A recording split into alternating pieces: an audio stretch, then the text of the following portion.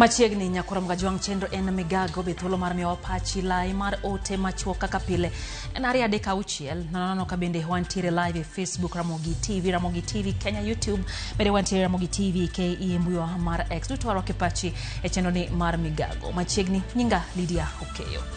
Duol manano tije obila IPOA koro wachoni ochiwo nyinge obila 4 ma wachoreni nego jong'anyo ne duol mar okwach kich. Kalore kod komishona mar duol no John Waiganjo bende nitiere buche mamoko momako obila mano ma 18 kamoting'o buche obila mano nego Rex Masai ma bende koro dhi nyime. Waiganjo kata kamano wacho ni tendo obila tamore nywako gi lwedo e buchego ka koro gisingo kawnegi okang' mager mar chik. The Office of the Director of Public Prosecutions for them now to escalate the matters to court. Yeah. But it appears out there the public expects us to prosecute, and we do not have such powers.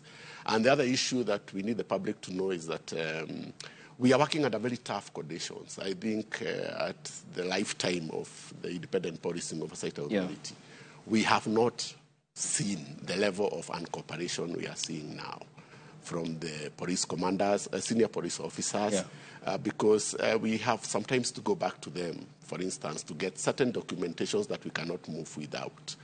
But we have since found a very hostile environment where our officers, when they go out, they are not getting any information.